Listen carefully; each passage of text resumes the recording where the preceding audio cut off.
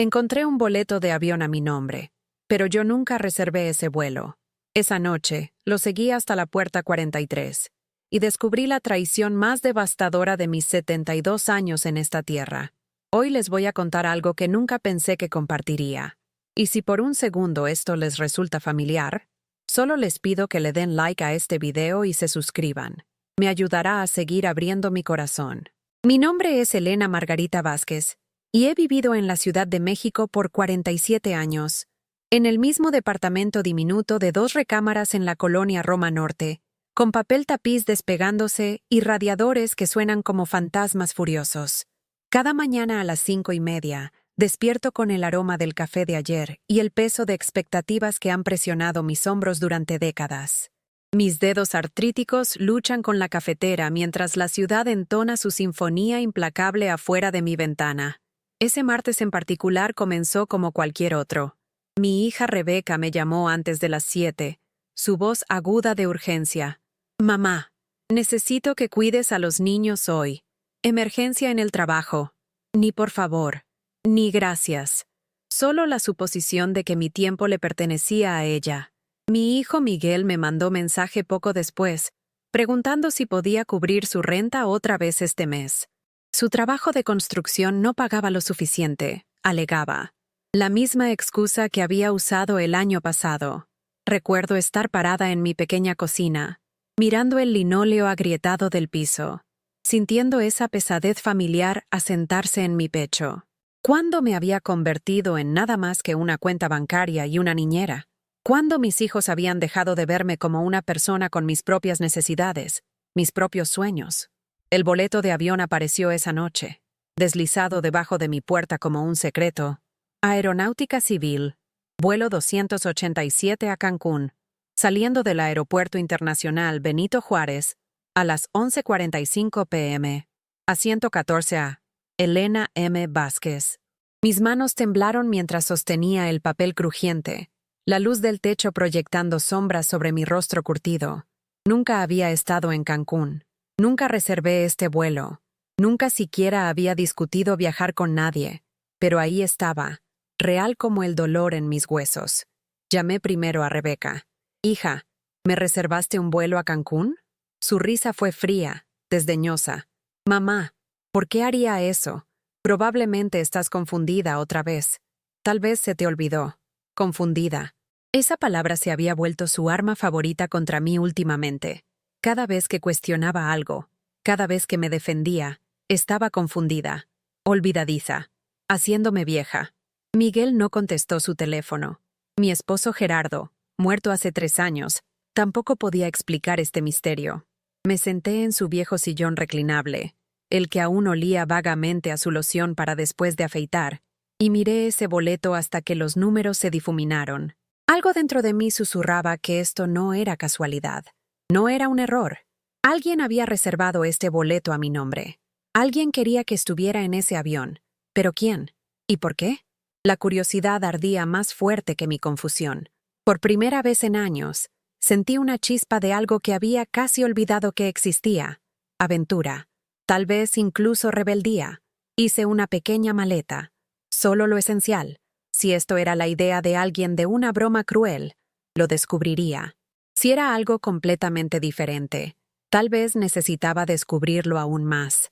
El taxi al aeropuerto costó 400 pesos, dinero que apenas tenía, pero algo me empujaba hacia adelante. El conductor, un señor joven de Bangladesh, me miró por el espejo retrovisor. «¿Se encuentra bien, señora? Se ve nerviosa. Estoy a punto de abordar un avión que no reservé», le dije. «A mi edad, eso es muy tonto o muy valiente». Sonrió. «Tal vez ambos. A veces es la única manera de encontrar la verdad». El aeropuerto Benito Juárez por la noche es un universo en sí mismo.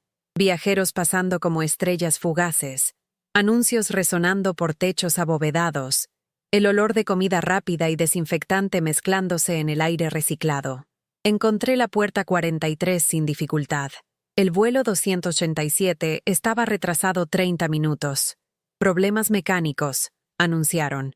Me senté en una de esas sillas de plástico incómodas y observé a los otros pasajeros. Viajeros de negocios escribiendo furiosamente en laptops. Parejas jóvenes compartiendo audífonos y riéndose. Un hombre mayor leyendo una novela de bolsillo, su anillo de matrimonio captando la luz fluorescente. Fue entonces cuando los escuché. La voz de Rebeca, filosa y familiar, cortando el ruido ambiental como un cuchillo. No puedo creer que realmente lo hicimos. Me volví lentamente, mi corazón martilleando contra mis costillas. Ahí, cerca de las ventanas que daban a la pista, estaba mi hija, mi hijo Miguel a su lado, mi nuera Sara, mis 3 nietos, Emma, Tyler y la pequeña Sofía, que no podía tener más de 6 años. Estaban todos ahí, todos, con maletas y equipaje de mano, y emoción irradiando de sus caras como calor de una banqueta en verano. La vieja loca nunca lo va a descubrir, dijo Miguel, riendo. Para cuando se dé cuenta de que nos fuimos, estaremos tomando tragos en la playa. Rebeca sacó su teléfono y le mostró algo en la pantalla. Mira esto. El fideicomiso de la abuela acaba de liberar fondos. 300,000 pesos. Ni siquiera sabe que tenemos acceso. Se me cortó la respiración. 300,000 pesos. Los ahorros de mi vida. El dinero que Gerardo y yo habíamos ahorrado centavo a centavo por décadas. El dinero que había planeado dejarles en mi testamento. Dinero que ni siquiera sabía que podían accesar. ¿Cuánto tiempo llevan planeando esto?, preguntó Sara, rebotando a Sofía en su cadera. 6 meses, respondió Rebeca. Desde que descubrimos cómo obtener poder notarial cuando tuvo esa gripe el invierno pasado. ¿Te acuerdas? Estaba tan enferma que firmó todo lo que pusimos frente a ella. La gripe. La recordaba bien. Había estado en cama 2 semanas, apenas capaz de pensar por la fiebre y medicamentos. Rebeca y Miguel habían sido tan atentos, trayéndome sopa, manejando mis cuentas, encargándose del papeleo. Había estado agradecida por su ayuda. Había firmado mi vida sin siquiera saberlo. Lo mejor, continuó Miguel, es que piensa que todos estamos luchando financieramente. Sigue dándonos dinero de su cuenta de cheques mientras tenemos acceso a todo lo demás. Se rieron. Realmente se rieron, parados ahí en su ropa cara. Ropa que ahora me daba cuenta que había pagado sin saberlo. Planeando sus vacaciones de lujo con mi dinero. Celebrando lo fácil que había sido engañarme. Emma, mi nieta de 17 años, se veía incómoda. Oigan, esto se siente mal. La abuela Elena no ha sido más que buena con nosotros. La abuela Elena está vieja y es aburrida, le gritó Rebeca. Nunca va a usar este dinero para nada divertido. Al menos nosotros lo estamos poniendo a buen uso. Además, agregó Miguel, cuando se muera, todo va a ser nuestro de todos modos. Solo estamos recibiendo un adelanto. Cuando se muera, como si ya estuviera muerta para ellos. Como si mi vida no tuviera valor más allá de los estados de cuenta que habían estado monitoreando en secreto. Me quedé sentada congelada en mi silla de plástico, ese boleto de avión aún apretado en mis dedos temblorosos. Este boleto, ellos lo habían reservado. Habían puesto mi nombre en su reservación. ¿Pero por qué? ¿Era algún tipo de broma enferma? ¿Planeaban dejarme varada en Cancún? La respuesta vino cuando Tyler, mi nieto de 14 años, habló. ¿Qué pasa si la abuela aparece en la puerta? Rebeca desestimó la idea. No va a aparecer. Probablemente ya está dormida. Pero si aparece, le decimos que hubo una confusión con las reservaciones, que lo arreglaremos después. Nos va a creer. Siempre nos cree. ¿Y si realmente trata de subirse al avión?, preguntó Sara. Miguel sonrió. El boleto está a su nombre, pero es nuestra reservación. Le decimos a la gente de la puerta que está confundida, que tiene demencia. Ellos se encargan del resto. Demencia. Iban a humillarme públicamente, hacerme ver como una vieja confundida, solo para cubrir sus huellas. El anuncio de abordaje crepitó por el intercomunicador. Aeronáutica Civil vuelo 287 a Cancún. Ahora abordando todos los pasajeros. Vi a mi familia juntar sus cosas, aún riéndose y bromeando sobre su engaño. Los vi formarse en la puerta con los otros pasajeros. Los vi abordar el avión que los llevaría en vacaciones financiadas con dinero robado. Mi dinero. Y me quedé ahí sentada, sola en la puerta 43, sosteniendo un boleto de avión para un asiento que no estaba destinada a ocupar. Pero esto es lo que no sabían, lo que no pudieron haber anticipado. Durante 72 años, Elena Margarita Vázquez había sido la confiable, la predecible, la que siempre hacía lo esperado, que siempre ponía a todos los demás primero, que siempre perdonaba y olvidaba. Esta noche, esa Elena murió en la puerta 43. El avión se alejó de la puerta a las 12:15 am. Lo vi rodar por la pista, llevando a mi familia hacia su paraíso robado. La terminal se estaba tranquilizando. Menos pasajeros, luces más tenues. Esa sensación hueca de un lugar asentándose en su ritmo nocturno. Caminé al mostrador de servicio al cliente más cercano. La joven detrás del mostrador se veía cansada pero compasiva mientras me acercaba con mi boleto sin usar. «Señora, ¿perdió su vuelo?» «No», dije calladamente. Elegí no abordarlo. Se veía confundida. «¿Hay algo en lo que pueda ayudarla? ¿Cambio de vuelo? ¿Reembolso?» Negué con la cabeza. «Solo necesito saber, ¿quién hizo esta reservación?» Escribió algo en su computadora, frunciendo el ceño a la pantalla. «Lo siento, señora, pero solo puedo compartir información limitada. La reservación muestra múltiples pasajeros bajo la reservación grupal, pero no puedo...» «Está bien», la interrumpí. «Entiendo». Porque sí entendía. Todo. Finalmente. El viaje en taxi de regreso a la Roma Norte costó otros 400 pesos. El conductor era diferente esta vez. Una mujer mayor con ojos amables que no hizo preguntas cuando vio las lágrimas corriendo por mi cara. Solo me pasó un pañuelo y manejó cuidadosamente por las calles vacías. Mi departamento se sentía diferente cuando atravesé la puerta a las 2 de la mañana. Más pequeño de alguna manera. Más destartalado. Las paredes parecían cerrarse mientras me daba cuenta de lo completamente que había sido engañada. No solo esta noche, sino por meses. Tal vez años.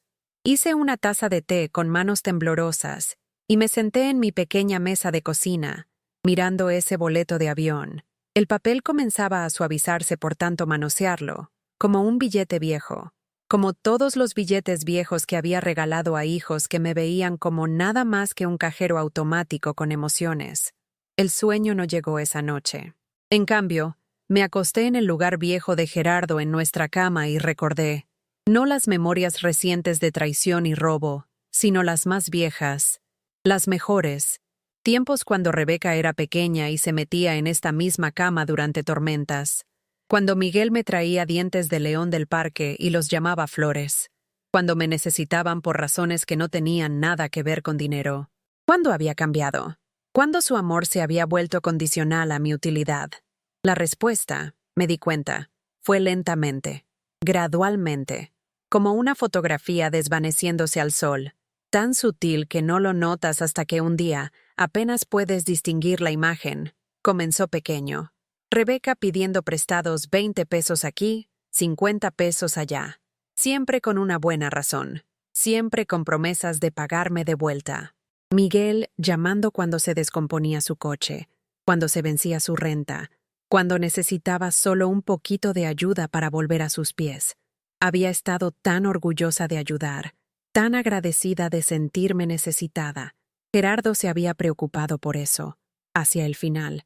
«Elena, mi amor, no puedes resolver todos sus problemas», había dicho durante uno de sus días buenos, cuando el cáncer aún no le había robado la claridad. Necesitan aprender a pararse por su propia cuenta. Pero Gerardo no entendía. Había estado enfermo tanto tiempo, y los niños habían sido mi única conexión para sentirme útil, sentirme amada.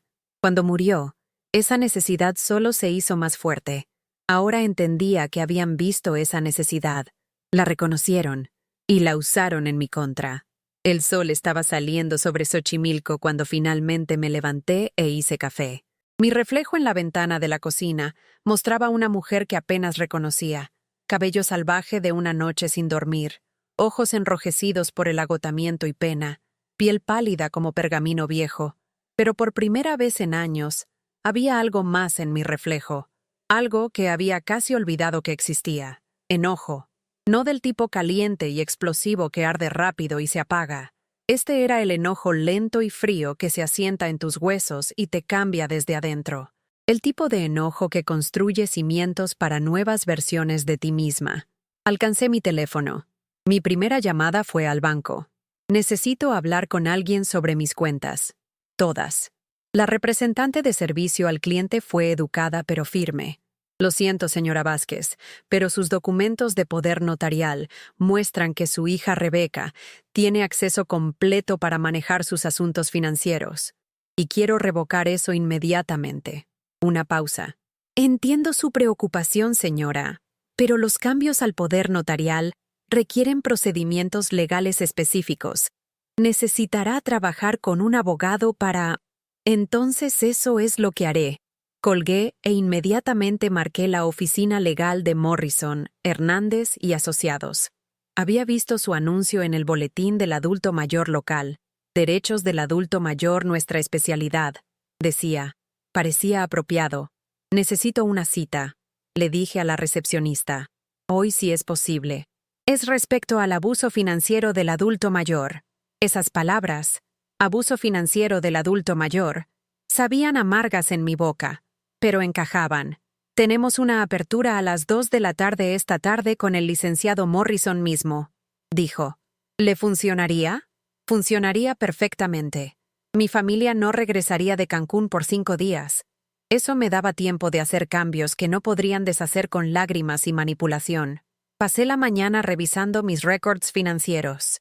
Estados de cuenta bancarios, portafolios de inversión, pólizas de seguro, la escritura de mi departamento. Había sido tan confiada, tan dispuesta a dejar que Rebeca manejara las cosas complicadas cuando me sentía abrumada. Lo que encontré me revolcó el estómago. Retiros que no había autorizado. Transferencias que no había aprobado. Mi cuenta de inversión, la que Gerardo y yo habíamos construido durante 40 años de matrimonio, había sido casi vaciada 3 meses atrás. El dinero movido a cuentas que no reconocía. No solo me habían robado recientemente, habían estado drenando sistemáticamente mis activos por meses. Pensé en todas las veces que Rebeca se había quejado sobre dinero, su pago de hipoteca, las reparaciones de su coche, los gastos escolares de los niños, todo mientras vivía secretamente de mis ahorros. Pensé en el trabajo de construcción de Miguel que supuestamente no pagaba lo suficiente, la renta que no podía pagar, las emergencias que seguían surgiendo justo cuando recibía mi cheque del Seguro Social cada mes. Habían convertido mi amor en un plan de negocios. La oficina legal de Morrison, Hernández y Asociados ocupaba el 3er piso de un edificio de cantera en Polanco. El licenciado Morrison mismo era más joven de lo que había esperado, tal vez 50, con ojos amables y manos que no temblaron cuando me sirvió café. «Señora Vázquez», dijo después de que le expliqué mi situación, «lo que está describiendo suena como un caso de libro de texto de explotación financiera. Las buenas noticias son que absolutamente podemos ayudarla a recuperar control de sus activos. Las noticias desafiantes son que los casos de abuso financiero familiar pueden ser emocionalmente devastadores para todos los involucrados. ¿Más devastador que descubrir que tus propios hijos te han estado robando?», pregunté. Sonrió tristemente. «Buen punto». Pasamos 2 horas repasando mis opciones. Revocar el poder notarial era el paso 1. Congelar mis cuentas era el paso 2. Exigir una contabilidad completa de a dónde había ido mi dinero era el paso 3. «¿Qué hay de cargos criminales?», pregunté. El licenciado Morrison se recargó en su silla. «Esa es ciertamente una opción. Con la cantidad de dinero involucrada y la naturaleza sistemática del robo, la oficina del procurador probablemente estaría muy interesada. Pero debo preguntarle, ¿está preparada para ese nivel de conflicto con su familia?». Pensé en la risa de Rebeca en el aeropuerto, en Miguel llamándome la vieja loca, en ellos planeando humillarme si hubiera tratado de abordar ese avión. «Licenciado Morrison», dije calladamente, «mi familia me declaró la guerra en el momento que decidieron que yo valía más para ellos como una cuenta bancaria que como madre y abuela. Solo estoy finalmente decidiendo pelear de vuelta». Asintió. «Entonces comencemos». Para cuando salí de su oficina esa tarde, las ruedas estaban en movimiento. Nuevas cuentas bancarias solo a mi nombre. Una revocación de poder notarial registrada con los tribunales apropiados. Un congelamiento de todos los activos conjuntos pendiente de investigación. Y una carta siendo preparada para mis hijos, informándoles que su acceso a las finanzas de Elena Vázquez estaba permanentemente terminado. Caminé a casa por Chapultepec, mis pasos sintiéndose más ligeros de lo que habían estado en meses. El aire de octubre era fresco y limpio, cargando el aroma de hojas caídas y humo de leña distante. Niños jugaban en el parque mientras sus padres observaban desde bancas cercanas. Una pareja mayor alimentaba palomas junto al lago, sus manos tocándose mientras compartían migas. Esto era vida, vida real, no la existencia sombría que había estado viviendo, siempre esperando que alguien más me necesitara, me usara, validara mi valor a través de sus demandas. Esa noche, abrí una botella de vino que Gerardo y yo habíamos estado guardando para una ocasión especial. La había estado guardando por 3 años ahora, esperando un momento que se sintiera digno de celebración. Esta noche se sintió digna. Me senté en la vieja silla de Gerardo y brindé al departamento vacío. «Salud, viejo tonto», susurré. «Tenías razón sobre los niños. Tenías razón sobre muchas cosas». El vino era bueno, profundo y rico y lleno de promesas, como la ira aún ardiendo en mi pecho, como el futuro que apenas comenzaba a imaginar para mí misma. Mi teléfono vibró con un mensaje de texto de Rebeca, una foto del horizonte de Cancún, todas luces brillantes y puesta de sol rosa. «La estamos pasando increíble», decía el mensaje. «Ojalá estuvieras aquí». La ironía era tan espesa que podía saborearla. Escribí de vuelta. «También me la estoy pasando increíble. Hice algunos cambios hoy que encontrarán muy interesantes cuando regresen a casa». Luego apagué mi teléfono. Los siguientes 3 días pasaron en un borrón de actividad.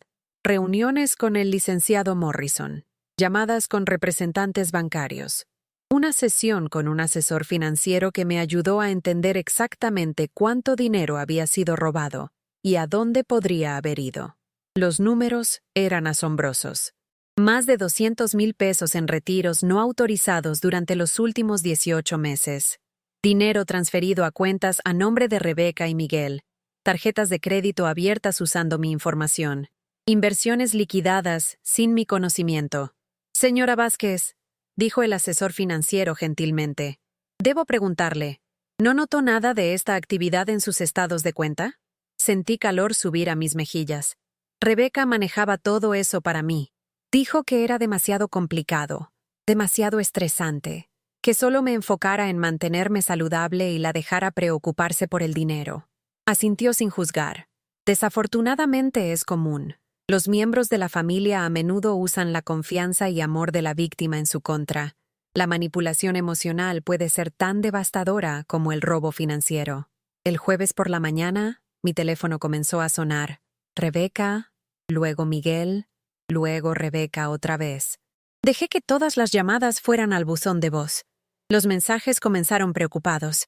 «Mamá, ¿por qué no contestas? ¿Estás bien?» Luego confundidos. «Mamá, el banco me llamó sobre tus cuentas. Debe haber algún error». Luego enojados. «Mamá, ¿qué carajo hiciste? Llámame ahora mismo». Borré cada mensaje sin escucharlo completamente. El viernes por la tarde, estaba pintándome las uñas, algo que no había hecho en años, cuando alguien comenzó a golpear mi puerta de departamento. Golpeteos fuertes e insistentes que hicieron ladrar al perro de mis vecinos. «Mamá, abre. Sabemos que estás ahí». La voz de Rebeca filosa de furia. «Elena». La voz de Miguel se unió a la de ella. «Necesitamos hablar. Ahora». Miré mis uñas recién pintadas. Un color rosa suave llamado promesa del amanecer. Y decidí que podían esperar a verme. Había esperado suficiente tiempo para importarles. Ahora era su turno de esperar. Los golpeteos continuaron por 10 minutos antes de finalmente parar. Escuché voces amortiguadas en el pasillo, los susurros filosos de Rebeca mezclándose con los tonos más profundos de Miguel. Luego pasos retirándose hacia las escaleras, pero no se fueron. Esperaron en el lobby.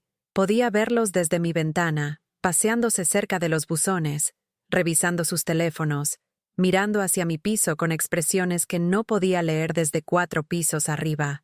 Finalmente, Alrededor de la hora de la cena, se fueron, pero regresaron el sábado por la mañana, esta vez con refuerzos. El toque en mi puerta fue más gentil esta vez, acompañado de una voz pequeña. ¿Abuela Elena? Soy Emma, mi nieta de 17 años, la que se había visto incómoda en el aeropuerto cuando los adultos estaban celebrando su robo. Abrí la puerta. Emma estaba sola en el pasillo, viéndose más joven que sus años en jeans y una sudadera de la UNAM. Su cabello oscuro estaba recogido en una cola de caballo desordenada, y sus ojos estaban enrojecidos como si hubiera estado llorando.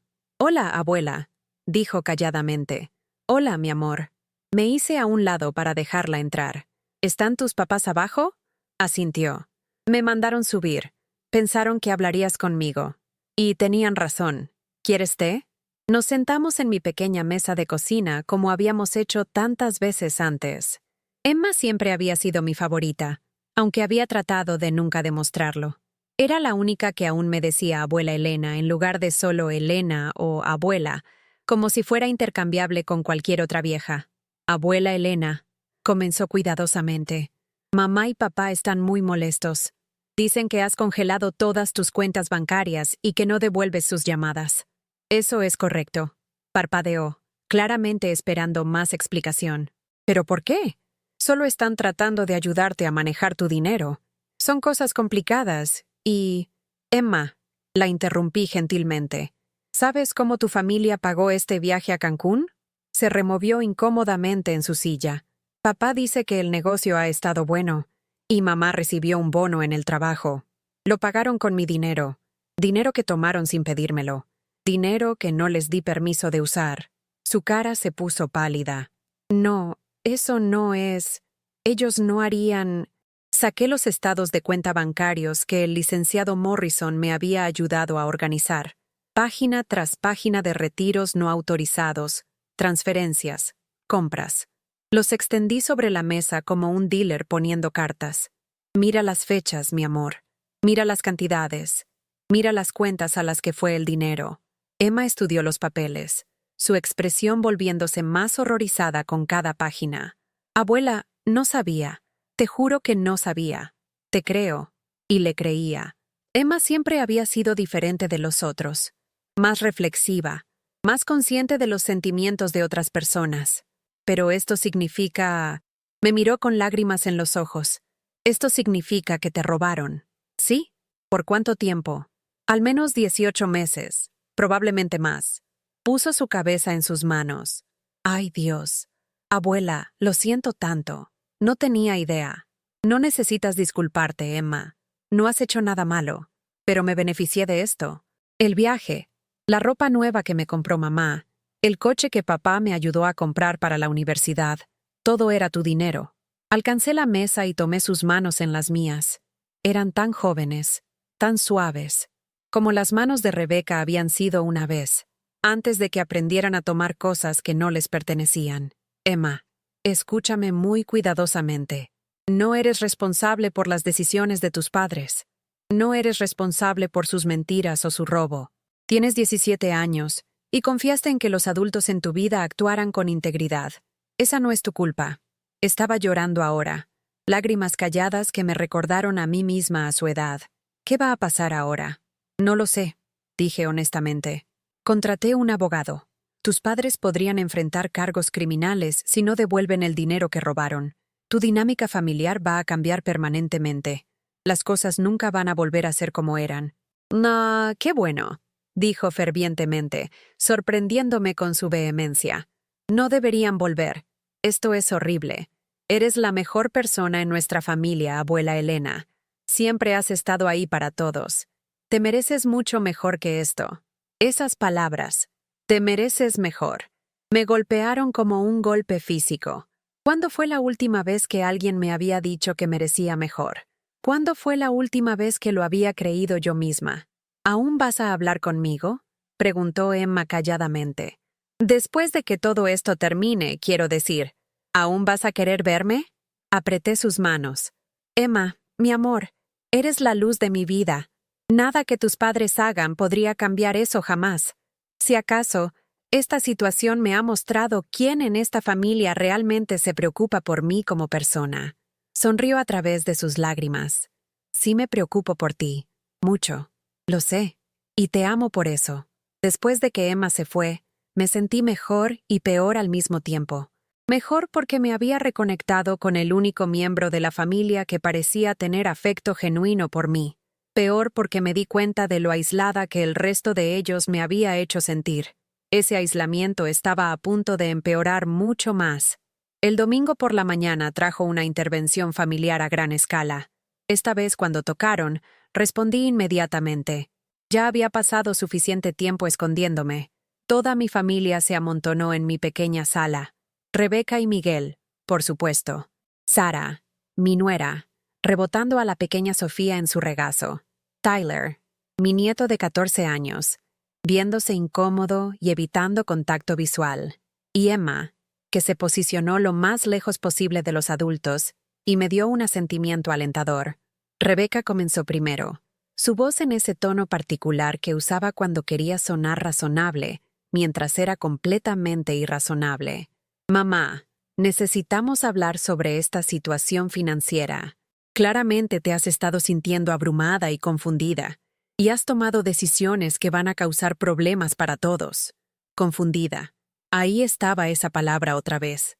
No estoy confundida, dije calmadamente. Estoy enojada.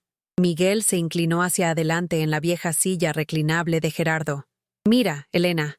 No me digas Elena. Soy tu madre. Se sonrojó. Mamá, entonces. Mira, mamá. Si tienes preocupaciones sobre cómo hemos estado manejando tus finanzas, podemos discutir eso. Pero congelar todas tus cuentas es extremo. Va a causar problemas para todos. ¿Problemas para quién, exactamente? Para ti, saltó Rebeca. Mamá, tienes cuentas que pagar, medicamentos que comprar. No puedes simplemente cortar acceso a tu propio dinero porque tuviste algún tipo de momento senil. Momento senil. Me levanté lentamente, sintiendo cada uno de mis 72 años en mis articulaciones que crujían. Rebeca, quiero que mires alrededor de este departamento. Realmente mires. Miró alrededor desdeñosamente. ¿Qué tiene que ver eso con...? Mira los muebles, mira las paredes, mira la alfombra. ¿Qué ves? Veo un departamento que podría necesitar algunas actualizaciones, dijo impacientemente. Veo un departamento donde una mujer ha vivido por 47 años, con un presupuesto cuidadosamente manejado, donde cada compra fue considerada y discutida con su esposo antes de hacerse, donde dinero fue ahorrado e invertido y protegido, porque esa mujer entendía que la seguridad financiera era la diferencia entre dignidad y desesperación en la vejez. Me acerqué más a ella, viéndola removerse en su silla. Ahora quiero que pienses en tu departamento, Rebeca, tu cocina nueva, tus muebles de diseñador, la colegiatura de escuela privada de tus hijos. Piensa en la camioneta de Miguel, sus herramientas, su equipo. Piensa en este viaje a Cancún que acaban de tomar. El cuarto estaba muerto de silencio. ¿De dónde vino ese dinero? Porque sé cuánto ganan los dos. Sé cuáles son sus gastos. Y las matemáticas no cuadran a menos que factores los 200,000 pesos que me han robado durante los últimos 18 meses. Robado es una palabra fuerte, comenzó Miguel. ¿Cómo lo llamarían ustedes? Lo llamamos manejar tus activos responsablemente, gritó Rebeca, su máscara finalmente cayéndose. Mamá, estás vieja. No estás pensando claramente sobre planeación financiera.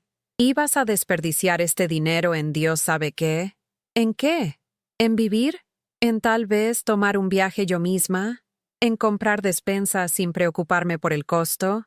¿En conseguir mi medicamento para la artritis sin tener que elegir entre eso y las cuentas de calefacción? No necesitas preocuparte por nada de eso, dijo Miguel. Nosotros te cuidamos. Ustedes se cuidan a sí mismos con mi dinero. El grito sorprendió a todos, incluyéndome a mí. No había alzado la voz en años. Pero algo se había roto suelto dentro de mí. Alguna presa que había estado conteniendo décadas de frustración suprimida. ¿Quieren saber de qué se cuidan? Continué, mi voz temblando de rabia. Se cuidan de llamarme cuando necesitan algo. Se cuidan de visitarme cuando quieren algo. Se cuidan de incluirme en eventos familiares cuando les conviene. Eso no es cierto, comenzó Sara. ¿Cuándo fue la última vez que cualquiera de ustedes me llamó solo para platicar? ¿Cuándo fue la última vez que me invitaron a algún lado que no involucrara cuidar niños o cocinar o limpiar después de ustedes? ¿Cuándo fue la última vez que me preguntaron cómo me siento, qué estoy pensando, qué podría necesitar? Silencio. Les diré cuándo, dije calladamente. Nunca. Porque no me ven como una persona, me ven como un recurso. Y cuando los recursos dejan de ser útiles, los descartan. La cara de Rebeca estaba sonrojada de ira. Eso es tan injusto. Todo lo que hemos hecho ha sido por tu beneficio. ¿Reservar unas vacaciones a Cancún a mi nombre fue por mi beneficio? Se congeló. La cara de Miguel se puso blanca. Ah, sí, continué. También sé sobre eso. Estuve en el aeropuerto esa noche. Los escuché riéndose de la vieja loca y su fideicomiso. Los escuché planeando humillarme si trataba de abordar el avión. Emma jadeó. Tyler parecía en shock. Incluso Sara parecía aturdida por esta revelación. Escuché a mis propios hijos celebrar lo fácil que había sido engañarme, lo orgullosos que estaban de manipular a una mujer enferma y en duelo para que firmara su independencia financiera. Mamá, eso no es como pasó, comenzó Rebeca. Entonces, ¿cómo pasó? Dime tu versión. Abrió y cerró la boca varias veces antes de recurrir a su defensa estándar. Estabas enferma, no estabas pensando con claridad, estábamos tratando de protegerte. ¿De qué? ¿De mi propio dinero? ¿De tomar malas decisiones? ¿Cómo decidir abordar un avión a Cancún que nunca reservé? Eso fue un error. No, eso fue una trampa. Pusieron mi nombre en esa reservación esperando que apareciera para poder humillarme públicamente y hacerme ver incompetente. Así, si alguien alguna vez cuestionaba su control sobre mis finanzas, tendrían testigos de mi confusión. El cuarto estaba sofocantemente silencioso. Sofía había parado su balbuceo y estaba viendo alrededor a todas las caras adultas con la conciencia intuitiva que tienen los niños pequeños cuando algo está muy mal. Tyler finalmente habló. «Mamá, papá, ¿es cierto? ¿Realmente robaron dinero de la abuela?» «No robamos nada», dijo Miguel rápidamente. «Tenemos autoridad legal para manejar sus cuentas». «Autoridad legal que obtuvieron a través de fraude», dije. Cuando estaba enferma e incapaz de leer lo que me estaban haciendo firmar, Emma se levantó de repente, su cara sonrojada de ira. «Esto es asqueroso. Todos ustedes deberían estar avergonzados». «Emma, siéntate», ordenó Rebeca. «Los adultos están hablando». «¿Adultos?» Emma se rió amargamente. «Los adultos no le roban a sus padres ancianos. Los adultos no mienten ni manipulan ni hacen trampas. Todos ustedes están actuando como niños, niños egoístas y mimados. No le hables así a tu madre», advirtió Miguel. «¿Por qué no? Ella no parece tener ningún problema hablándole así a su madre». Sentí una oleada de orgullo en Emma que casi me llevó a las lágrimas. Aquí estaba una joven de 17 años mostrando más coraje moral que gente 3 veces su edad. Rebeca se volvió hacia mí, su voz tomando un tono quejumbroso y manipulativo que reconocí demasiado bien. «Mamá, mira, tal vez cometimos algunos errores. Tal vez deberíamos haber comunicado mejor. Pero podemos arreglar esto. Podemos trabajar juntos para asegurar que las necesidades de todos sean atendidas». ¿Las necesidades de todos? ¿O solo sus necesidades? Tus necesidades también, obviamente. Queremos cuidarte. No quiero que me cuiden. Quiero que me respeten. Sí, te respetamos. Acciones, Rebeca. No palabras. Sus acciones me han mostrado exactamente cuánto respeto tienen por mí. Me moví a la ventana y miré hacia la calle ocupada abajo. Domingo por la tarde en la Ciudad de México.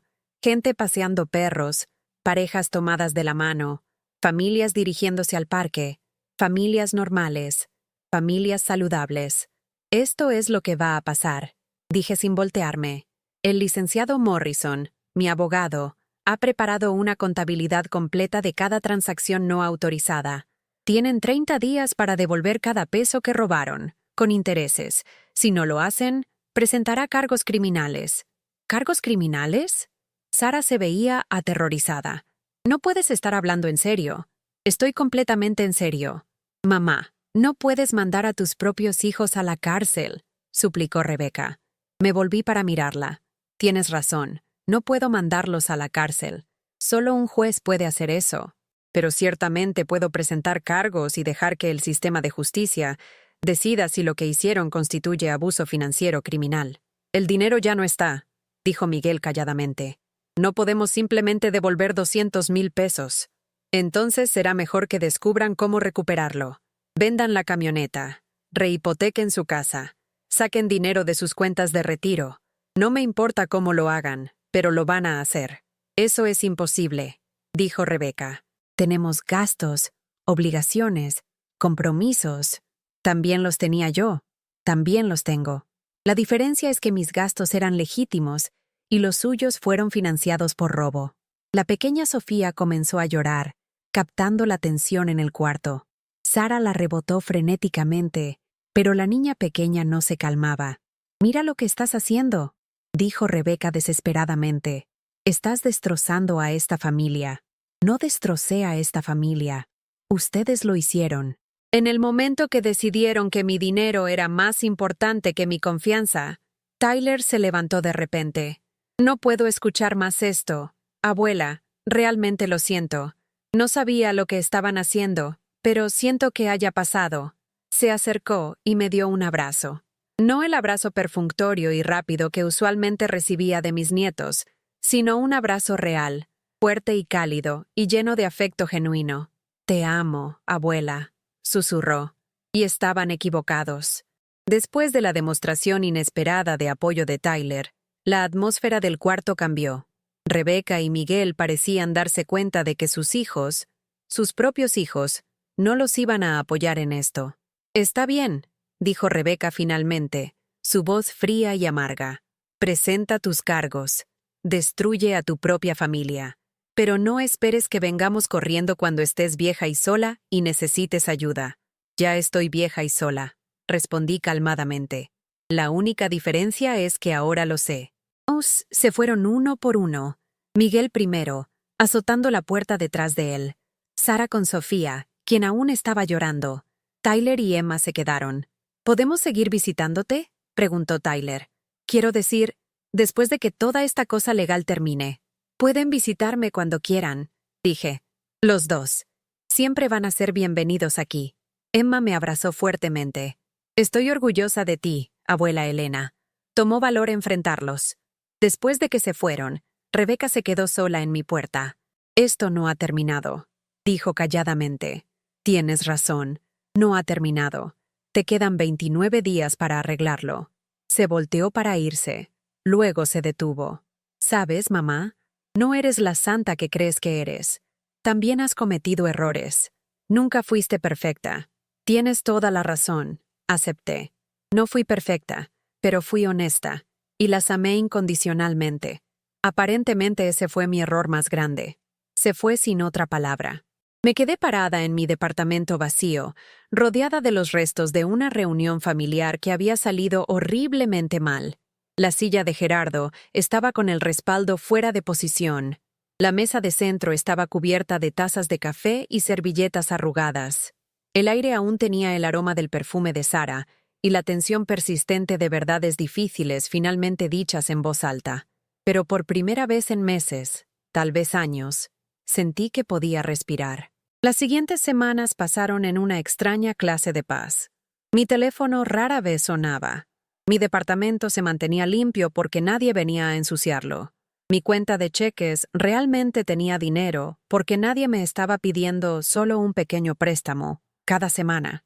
Descubrí programas de televisión que me había perdido porque siempre estaba demasiado ocupada ayudando a alguien más. Leí libros que había querido leer por años. Tomé paseos por Chapultepec sin apurarme a casa para cocinar cena para gente que apenas me agradecía. Era silencioso, a veces demasiado silencioso, pero era silencio honesto. No el silencio falso que viene de gente ignorándote mientras te roban sistemáticamente. El licenciado Morrison llamaba regularmente con actualizaciones. Rebeca y Miguel habían contratado su propio abogado. Alegaban que les había dado permiso para todas las transacciones financieras, que ahora sufría de demencia y estaba haciendo acusaciones falsas. Es una estrategia de defensa común en casos de abuso de ancianos, explicó. Van a tratar de pintarla como incompetente o mentalmente inestable. ¿Está preparada para eso? Que lo intenten, dije. Podrá estar vieja, pero ciertamente no estoy loca. 2 semanas después de la confrontación familiar, Emma comenzó a visitarme regularmente. Venía después de la escuela, me ayudaba con las compras del súper, se sentaba en mi mesa de cocina haciendo tarea mientras yo cocinaba la cena, como se suponía que hicieran abuelas y nietas. ¿Cómo están tus papás manejando todo esto?, le pregunté una tarde. Hizo una mueca. No bien. Mamá llora mucho y sigue diciendo que lo has arruinado todo. Papá principalmente parece enojado. Están peleando sobre dinero constantemente. Siento que tengas que lidiar con eso. No lo siento, dijo firmemente. Necesitan lidiar con las consecuencias de lo que hicieron. Y honestamente, abuela Elena, nuestra familia ya estaba bastante mal. Esto solo lo sacó al descubierto. Tenía razón, y su honestidad era refrescante. Pero también me puso triste darme cuenta de cuánta disfunción habían estado presenciando y aceptando como normal mis nietos. Emma, ¿puedo preguntarte algo? Claro. ¿Sabías que tus papás hablaban de mí de la manera que lo hacían? Diciéndome nombres, burlándose de mí. Estuvo silenciosa por un largo momento, concentrándose muy duro en su tarea de álgebra. Finalmente dijo, sí, lo sabía. ¿Por qué no dijiste nada? Sus ojos se llenaron de lágrimas. Porque tengo 17 años y ellos son mis papás, y no pensé que me creerías a mí sobre ellos. Y porque... Se limpió los ojos con el dorso de la mano. Porque tenía miedo de que si decía algo, dejarían de dejarme visitarte. La idea de que esta niña había estado protegiendo nuestra relación manteniéndose callada sobre el abuso que presenciaba, hizo que me doliera el corazón. ¿Cómo se había vuelto mi familia un lugar donde una adolescente sintiera que tenía que elegir entre la verdad y acceso a su abuela? Emma, escúchame. De ahora en adelante, nunca tienes que elegir entre decir la verdad y mantener una relación conmigo. Siempre te voy a creer, y siempre voy a asegurarme de que puedas visitarme. Tus papás ya no pueden controlar eso. Sonrió a través de sus lágrimas. Gracias, abuela Elena. Eso significa todo para mí. Esa noche, por primera vez desde que Gerardo murió, sentí que tenía familia otra vez. Familia real, del tipo basada en amor y respeto en lugar de utilidad y dependencia financiera. 3 días después, todo explotó. Estaba cenando cuando sonó mi teléfono. El identificador de llamadas mostraba el número de Emma, pero cuando contesté, era la voz de Rebeca en la línea. Mamá, necesitas venir al Hospital General ahora mismo. La sangre se me enfrió. ¿Qué pasó? ¿Está bien, Emma? Emma está bien, pero no va a hablar con nadie más que contigo sobre lo que pasó. Rebeca, ¿qué pasó? Solo ven al hospital. Sala de emergencias. Pregunta por el doctor Patterson. El viaje en taxi al Hospital General fueron los 20 minutos más largos de mi vida. Miles de escenarios corrieron por mi mente, cada uno peor que el anterior. Accidente de coche, asalto, sobredosis de drogas, mi hermosa y valiente nieta herida o enferma o peor, y necesitándome. La sala de emergencias era caos como siempre. Luces brillantes, voces urgentes, el olor de desinfectante y miedo. Encontré al doctor Patterson en la estación de enfermeras. Una mujer de cara amable en sus 40s con ojos cansados. Señora Vázquez, soy el doctor Patterson. Gracias por venir. ¿Cómo está Emma? ¿Qué pasó? Emma está bien físicamente. Tiene algunos moretones en los brazos y un pequeño corte en el labio, pero nada serio. Sin embargo, alega que su padrastro la agredió y se rehúsa a hablar con nadie más que usted. Miguel, el padrastro de Emma, el esposo de Sara, mi hijo. ¿Dónde está? Cama 7, detrás de la cortina azul. Señora Vázquez, debo advertirle. Emma está muy alterada. Ha estado pidiendo por usted por más de 1 hora. Encontré a Emma sentada en la orilla de una cama de hospital, su cabello oscuro enredado, su sudadera de la UNAM rota en el hombro. Cuando me vio, se echó a llorar. Abuela Elena, lo siento tanto. No sabía a quién más llamar. La abracé, cuidadosa de sus heridas. Shh, mi amor. Está bien. Ya estoy aquí. Dime qué pasó. A través de sus lágrimas, la historia salió en pedazos. Emma había estado en la casa de Rebeca, recogiendo algunos libros para solicitudes universitarias. Escuchó a Rebeca y Miguel discutiendo sobre el dinero que me debían, sobre los cargos criminales que podría presentar. Mamá estaba diciendo que tal vez deberían declararse en bancarrota, dijo Emma, limpiándose la nariz con un pañuelo. Y Miguel dijo que eso no funcionaría porque la corte aún podría hacerlos pagarte. Entonces, ¿qué pasó? Dije algo. Dije que tal vez deberían simplemente hacer lo correcto y devolverte el dinero que te robaron. Y Miguel simplemente explotó. Comenzó a gritar que era una niña mimada y que necesitaba ocuparme de mis propios asuntos. Tocó su labio hinchado cuidadosamente. Mamá trató de calmarlo, pero siguió gritando. Dijo que toda la familia se estaba cayendo a pedazos por tu culpa y que me habías puesto en su contra. Y yo dije que eso no era cierto, que ellos me habían puesto en su contra al robarte. ¡Ay, Emma! Fue entonces cuando me agarró. Me sacudió muy fuerte y me dijo que me callara. Mamá le estaba gritando que me soltara, y yo estaba tratando de alejarme, y él me pegó. La rabia que se alzó en mí era diferente a cualquier cosa que hubiera sentido. No la ira lenta y fría que había estado construyéndose por semanas. Esta era caliente e inmediata y protectora. Alguien había lastimado a mi nieta, mi niña, la única persona en esta familia que consistentemente me había mostrado amor y respeto. ¿Miguel te pegó? Asintió. Solo una vez, pero fue fuerte. Y entonces mamá comenzó a gritarle, y él salió furioso, y mamá no sabía qué hacer. Quería manejarlo en silencio, pero yo dije que no. Dije que iba a llamar a la policía. Bien por ti. Los paramédicos me trajeron aquí para que me revisaran porque mi labio estaba sangrando. Pero cuando la policía me preguntó qué pasó, me asusté. No quería meter a Miguel en problemas, aunque me lastimó. Solo quería hablar contigo primero. Sostuve sus manos en las mías. Emma, mi amor, Miguel cometió un crimen. Te agredió. Eso no es algo que manejes en silencio dentro de la familia. Pero es mi padrastro. Y si lo arrestan, ¿qué pasa con Tyler y Sofía? El hecho de que esta joven de 17 años estuviera más preocupada por sus hermanos menores que por su propia seguridad y bienestar me rompió el corazón, pero también me mostró exactamente la clase de persona que se estaba convirtiendo. Alguien que pensaba en otros antes que en sí misma. Alguien con integridad y compasión, a diferencia de sus padres. Emma, mírame. Lo que les pase a Tyler y Sofía no es tu responsabilidad. Protegerlos de las consecuencias de las acciones de Miguel no es tu trabajo. Tu trabajo es decir la verdad sobre lo que pasó y dejar que los adultos realmente responsables, descubran cómo manejarlo. Estuvo callada por un largo momento. ¿Te vas a quedar conmigo cuando hable con la policía? Por supuesto que sí, por todo el tiempo que me necesites. El oficial Martínez era joven y paciente, con una manera gentil que tranquilizó a Emma. Contó su historia otra vez, más calmadamente esta vez, conmigo sosteniendo su mano y animándola cuando se ponía emocional. Señorita Vázquez, quiero que entienda que la violencia doméstica es un crimen serio, dijo el oficial Martínez. Incluso si solo pasó una vez, incluso si no piensa que fue tan malo, asalto es asalto, y tiene todo el derecho de presentar cargos. ¿Qué pasa si lo hago? Emitiremos una orden de arresto para Miguel Vázquez. Será arrestado y procesado, y un juez decidirá si establecer fianza o retenerlo pendiente juicio. También habrá una orden de restricción automática emitida para protegerla. Emma me miró. ¿Qué piensas que debo hacer, abuela Elena?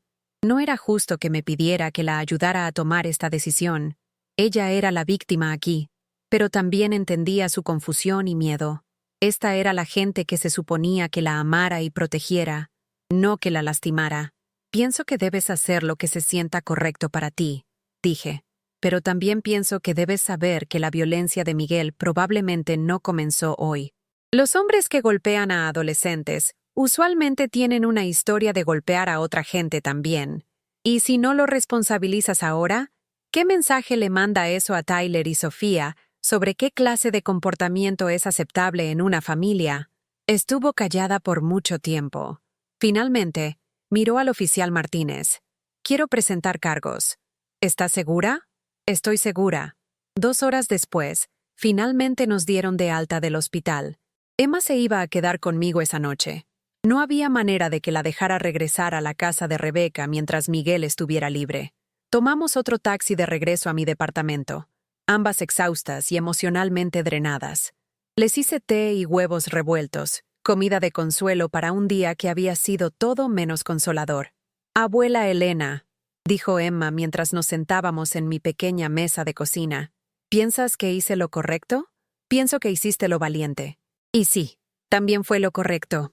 Mamá va a estar tan enojada conmigo. Tu madre debería estar enojada con Miguel por ponerte las manos encima, no enojada contigo por reportarlo. Pero sabes que no lo va a ver así. Sí lo sabía. Rebeca encontraría una manera de culpar a Emma por causar drama, o empeorar las cosas, o no pensar en la familia.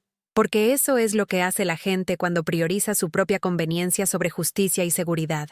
Emma, quiero que recuerdes algo. No eres responsable de manejar las emociones de otra gente.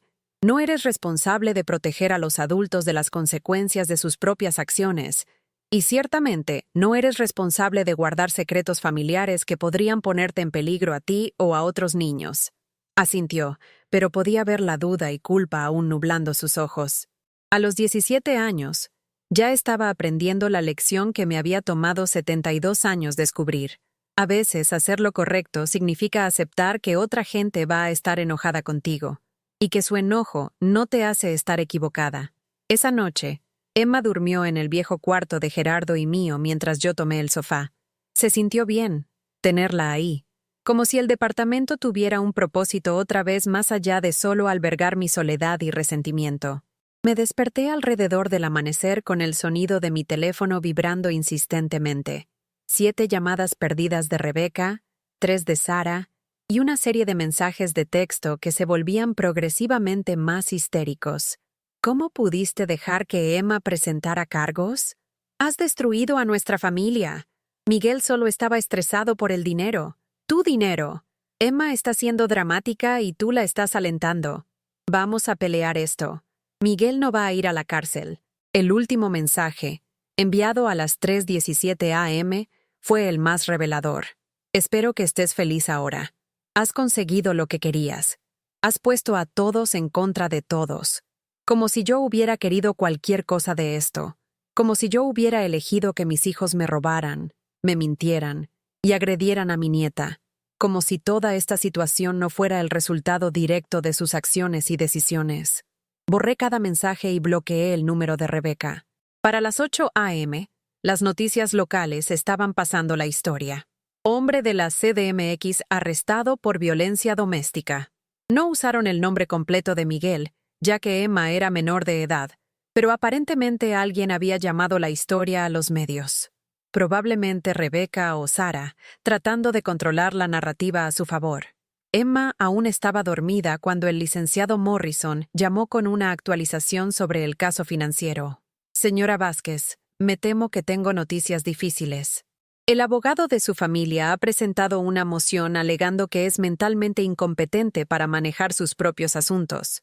Están pidiendo a la corte que reinstale el poder notarial de Rebeca y desestime todos los cargos contra ellos. ¿Con qué base? Alegan que su reciente comportamiento errático, presentar cargos criminales, congelar sus cuentas, hacer acusaciones de robo, prueba que está sufriendo de demencia u otro declive cognitivo. Casi me reí. ¿Entonces están usando mi decisión de responsabilizarlos como evidencia de que no soy mentalmente competente? Exactamente. Es una táctica común, desafortunadamente. Las buenas noticias son que anticipamos esto. Ya le programé una evaluación psicológica comprensiva con la doctora Helen Reyes, una de las expertas líderes de la ciudad en salud mental geriátrica. Evaluará sus habilidades cognitivas y proporcionará testimonio sobre su estado mental. ¿Cuándo? Esta tarde, si es posible. Sé que es muy poco aviso, pero queremos adelantarnos a sus alegatos antes de que puedan ganar tracción con el juez. Después de colgar, Emma salió arrastrando los pies a la cocina en pijama y una de mis batas viejas. «¿Todo bien, abuela Elena? Te escuché en el teléfono». Le serví café y le conté sobre el desarrollo más reciente. En lugar de verse preocupada, realmente sonrió. ¿Hablas en serio? ¿Alegan que tienes demencia? Aparentemente mi decisión de dejar de permitirles robarme es evidencia de enfermedad mental. Esa es la cosa más estúpida que he escuchado. Abuela Elena, eres la persona más inteligente que conozco. Recuerdas todo. Lees constantemente. Puedes balancear tu chequera en tu cabeza. Si alguien en esta familia está perdiendo su capacidad mental, son las personas que pensaron que podían cometer fraude financiero sin consecuencias. Su confianza en mí fue un bálsamo a mi espíritu herido. Gracias, mi amor. Necesitaba escuchar eso. Además, agregó con una sonrisa que me recordó a su abuelo, espera hasta que la doctora Reyes se entere de por qué estás presentando cargos. Cuando escuche sobre el incidente del aeropuerto y el viaje a Cancún y el dinero robado, va a preguntarse sobre la salud mental de ellos, no la tuya. La oficina de la doctora Helen Reyes estaba en una hermosa casa de cantera en Polanco.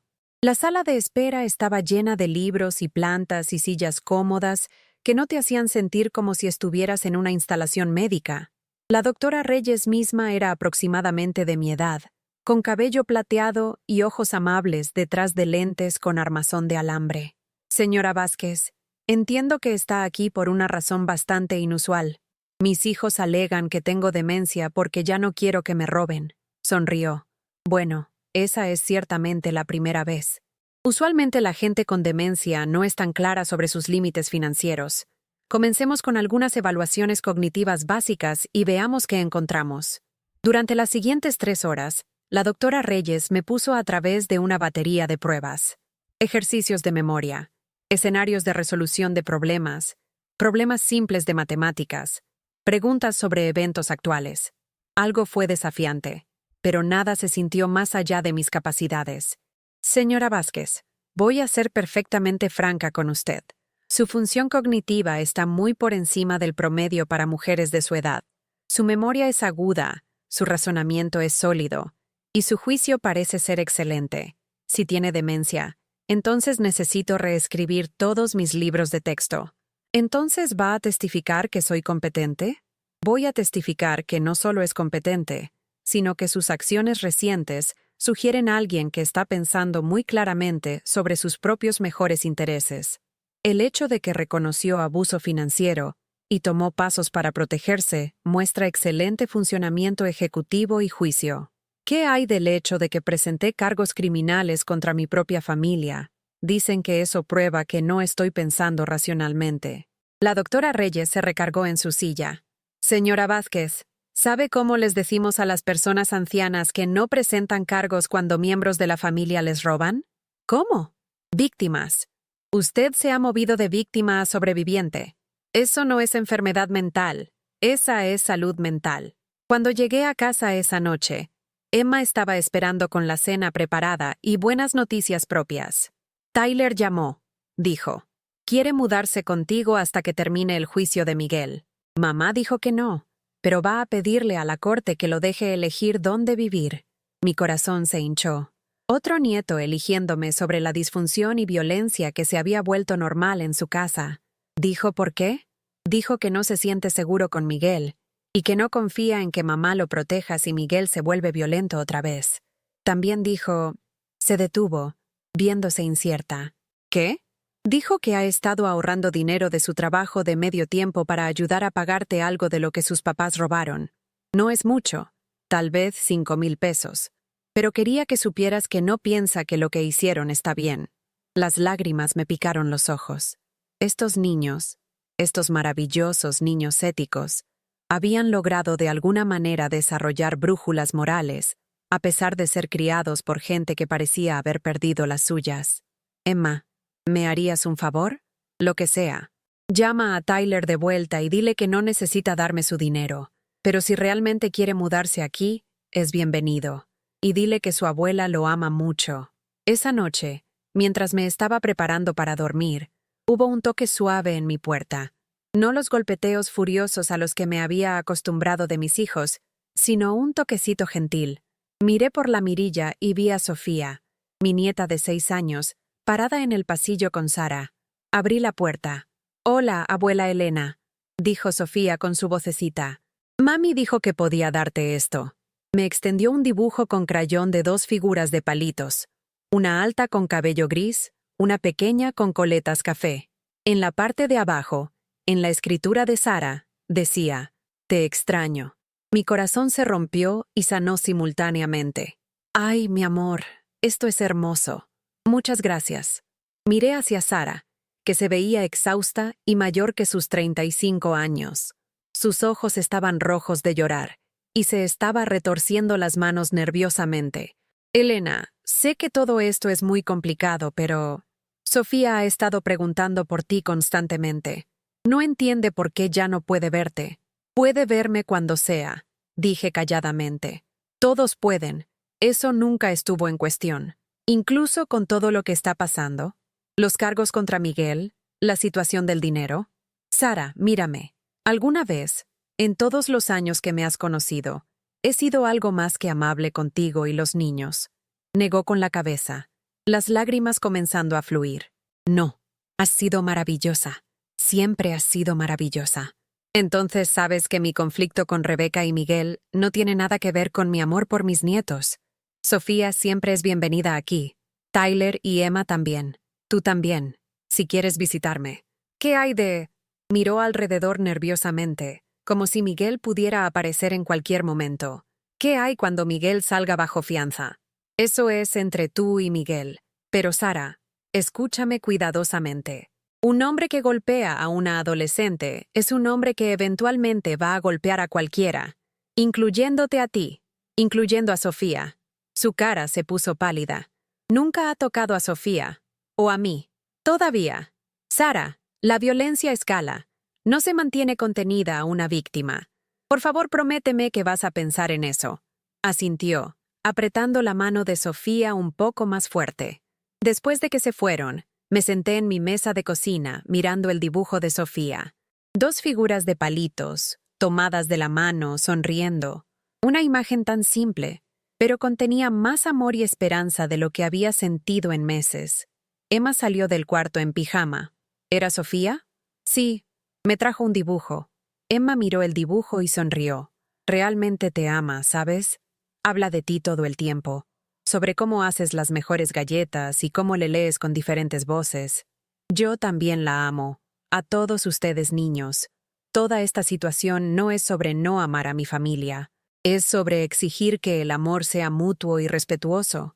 Lo sé, abuela Elena, y creo que algunos de ellos están empezando a descubrir eso también». La siguiente mañana trajo noticias que cambiaron todo. El licenciado Morrison llamó justo después del desayuno. «Señora Vázquez, no va a creer esto. Miguel ha sido arrestado otra vez». «¿Por qué?» «Violación de la orden de restricción.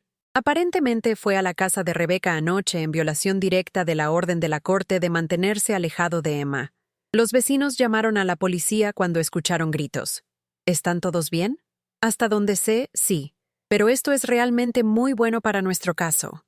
Muestra un patrón de falta de respeto a la autoridad y violación de límites legales». El juez que estaba considerando su moción para declararla incompetente no va a estar impresionado con la incapacidad de Miguel de seguir órdenes simples de la corte. ¿Qué pasa ahora? Ahora Miguel se sienta en la cárcel hasta su próxima audiencia, la cual probablemente no será por varios días. Y Rebeca tendrá que explicarle al juez por qué permitió que un hombre bajo orden de restricción entrara a su casa donde vive la víctima. Después de colgar, me di cuenta de que sentía algo que no había experimentado en años: seguridad. Por primera vez desde que todo esto comenzó, sabía que nadie iba a aparecer en mi puerta demandando dinero o acceso o cumplimiento con su manipulación. Era libre de pensar en lo que realmente quería que se viera mi vida. Esa tarde, tomé el metro a Coyoacán y visité el mercado de artesanías. No había estado ahí desde que Gerardo estaba vivo. Solíamos ir los domingos por la tarde, comprando flores frescas y viendo familias tener picnics. Era uno de nuestros lugares favoritos, lleno de buenos recuerdos que no habían sido manchados por traiciones recientes. Me senté en nuestro banco viejo junto al jardín y llamé a mi hermana Margarita en Guadalajara.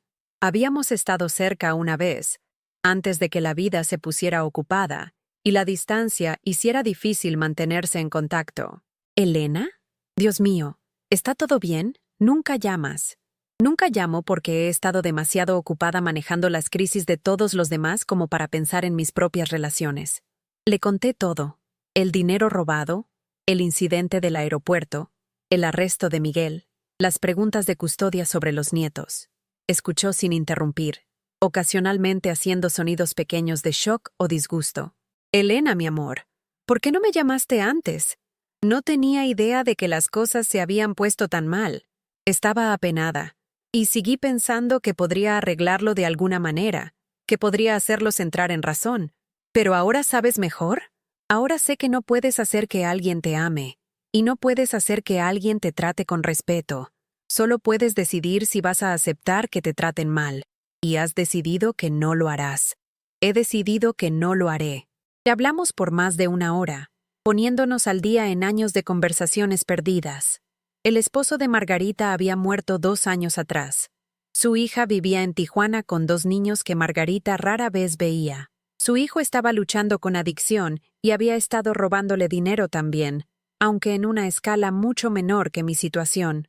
Margarita, debes venir a visitarme, dije impulsivamente. O podría ir a visitarte. ¿Cuándo fue la última vez que nos vimos en persona? El funeral de Gerardo. Hace 3 años. 3 años. ¿Cómo habíamos dejado que pasaran 3 años sin vernos? ¿Cómo había permitido que las demandas constantes de mis hijos me aislaran de toda otra relación en mi vida? Voy a ir a Guadalajara el próximo fin de semana, decidí. Si me recibes. Elena. No me gustaría nada más. Cuando llegué a casa esa noche, Tyler estaba sentado en los escalones del frente de mi edificio con una mochila deportiva y una caja de cartón. Oye, abuela Elena, espero que aún esté bien que me quede contigo. El juez dijo que podía elegir dónde vivir hasta que termine el juicio de papá. Por supuesto que está bien. Emma va a estar emocionada de tenerte aquí. Mientras subíamos los 4 pisos a mi departamento, Tyler cargando la caja y yo luchando con su mochila pesada, dijo calladamente: Abuela Elena, quiero que sepas que no estoy de acuerdo con lo que mamá y papá hicieron. Tomar tu dinero fue robar, y golpear a Emma fue asalto. Me da gusto que los estés responsabilizando. Eso significa más para mí de lo que sabes, Tyler. Y también quiero que sepas que Emma y yo hemos estado hablando sobre qué podemos hacer para ayudar a pagarte. Sé que no podemos reemplazar todo ese dinero, pero queremos intentar. Me detuve en el descanso entre el 2.º y 3.er piso. Tyler, escúchame. Tú y Emma son niños. No son responsables de los crímenes de sus padres, y no son responsables de arreglar sus errores. Su único trabajo es ser adolescentes y prepararse para sus vidas adultas. Pero nos beneficiamos del dinero robado. Se beneficiaron porque sus padres les mintieron sobre de dónde venía el dinero. Esa no es su culpa. Llegamos a mi piso y abrí la puerta. Emma estaba en la cocina haciendo cena y chilló de delicia cuando vio a Tyler. «¿Realmente te vas a quedar? Esto va a ser tan genial». Mientras veía a mis nietos abrazarse, ambos hablando emocionadamente sobre la aparición de Tyler en la corte y sus planes para acomodar su cuarto, sentí algo que había olvidado que era posible. Satisfacción. No felicidad exactamente. Aún había demasiado dolor e incertidumbre para eso, pero una sensación profunda de corrección, de estar exactamente donde pertenecía con exactamente las personas que genuinamente se preocupaban por mí. Esa noche, los 3 nos sentamos alrededor de mi pequeña mesa de cocina comiendo espagueti casero de Emma y jugando cartas. Actividades familiares normales de las que había estado hambrienta sin siquiera darme cuenta. Nadie me pidió dinero. Nadie demandó que resolviera sus problemas. Nadie me hizo sentir invisible o dada por sentada. Esto era lo que se suponía que se sintiera la familia. Abuela Elena, dijo Tyler mientras estábamos limpiando los platos. ¿Puedo preguntarte algo? Siempre. ¿Crees que mamá y papá van a ir a la cárcel? Era una pregunta difícil, y sabía que estaba luchando con querer justicia, mientras también no quería ver a sus padres sufrir consecuencias severas. No lo sé, mi amor. Eso depende de lo que elijan hacer después. Si devuelven el dinero y se responsabilizan por sus acciones, el juez podría ser clemente. Si siguen peleando y negando lo que hicieron, las penalidades podrían ser más severas. ¿Qué quieres que pase? Quiero que hagan lo correcto. Quiero que reconozcan lo que hicieron mal, lo arreglen si es posible, y se comprometan a hacerlo mejor. Si eso pasa en la cárcel o fuera de la cárcel, es menos importante para mí que si pasa en absoluto. ¿Crees que alguna vez van a disculparse? ¿Disculparse realmente? Pensé en eso por un largo momento. Tyler, espero que sí, pero he aprendido que no puedo controlar las acciones o decisiones de otra gente. Todo lo que puedo controlar es cómo respondo a lo que ellos elijan hacer. 3 días después, Rebecca vino a verme. Se veía terrible, exhausta, estresada, mayor. Su cabello usualmente perfecto estaba sin lavar y recogido en una cola de caballo desordenada. Usaba pants y una camiseta vieja de la universidad, ropa que nunca la había visto usar en público. Mamá, necesitamos hablar. La dejé entrar a mi departamento, pero no le ofrecí café ni le pedí que se sentara. Emma y Tyler estaban en la escuela, así que estábamos solas. ¿Cómo están los niños?, preguntó. Están bien. Tyler se está acomodando muy bien, y Emma parece más relajada ahora que no tiene que preocuparse por el temperamento de Miguel. Rebecca se estremeció. Miguel se siente terrible por lo que pasó con Emma. Estaba estresado y perdió los estribos. No volverá a pasar. Rebecca, un hombre adulto perdiendo los estribos y golpeando a una adolescente no es un error, es asalto. Y el hecho de que aún estés poniendo excusas por él, me dice que no entiendes la seriedad de lo que hizo. Es mi esposo, mamá. No puedo simplemente abandonarlo. No te estoy pidiendo que lo abandones. Te estoy pidiendo que lo responsabilices y que priorices la seguridad de tus hijos. Estuvo callada por un momento, mirando alrededor de mi departamento. Me di cuenta de que estaba notando cosas. Lo limpio que estaba, lo pacífico que se sentía, cómo la tarea de los nietos estaba organizada ordenadamente en la barra. Los niños parecen felices aquí, dijo calladamente. Parecen seguros aquí. Eso es diferente de felices, aunque sí parecen más ligeros sin la tensión constante con la que vivían. Mamá, vine aquí para pedirte que retires los cargos, contra Miguel y contra nosotros. Te vamos a pagar el dinero. Estamos trabajando en un plan de pagos, pero el tiempo de cárcel no va a ayudar a nadie. ¿Cómo exactamente están planeando pagarme cuando no tienen trabajos que puedan soportar ese tipo de deuda? Se veía incómoda. Estamos considerando vender la casa. Empezar otra vez en algún lugar más pequeño. Rebecca, ¿entiendes por qué van a tener que vender su casa? Porque no vas a aceptar un plan de pagos. Porque me robaron. Porque gastaron dinero que no era suyo y ahora tienen que enfrentar las consecuencias de esa decisión. Pero mamá, somos familia. La familia se perdona. Esas palabras, la familia se perdona, habían sido usadas contra mí tantas veces a lo largo de los años. Cada vez que había sido lastimada o decepcionada o aprovechada, alguien me recordaría que la familia se perdona, como si el perdón significara aceptar maltrato continuo, como si el amor significara nunca responsabilizar a la gente. Rebecca, yo las he perdonado. El perdón no significa que voy a dejarlas seguir robándome. Vas a mandar a tu propia hija a la cárcel. Voy a dejar que el sistema de justicia decida qué consecuencias son apropiadas para sus acciones. Comenzó a llorar entonces. Lágrimas reales, no las lágrimas manipuladoras que había usado conmigo tantas veces antes. Estas eran lágrimas de desesperación y miedo genuinas. Mamá, tengo miedo. No sé qué va a pasarnos. No sé cómo arreglar esto. Por un momento, mis viejos instintos patearon. La urgencia de consolarla, de tranquilizarla, de tomar responsabilidad por resolver sus problemas. Pero me detuve. Rebecca, ¿qué pensaste que iba a pasar cuando le robaste a tu madre anciana? ¿Pensaste que nunca habría consecuencias? Pensé que nunca te enterarías. Y pensé... Se limpió los ojos con la manga. Pensé que incluso si te enteraras, estarías lastimada, pero que en realidad no harías nada al respecto. Porque nunca haces nada al respecto cuando te lastimamos.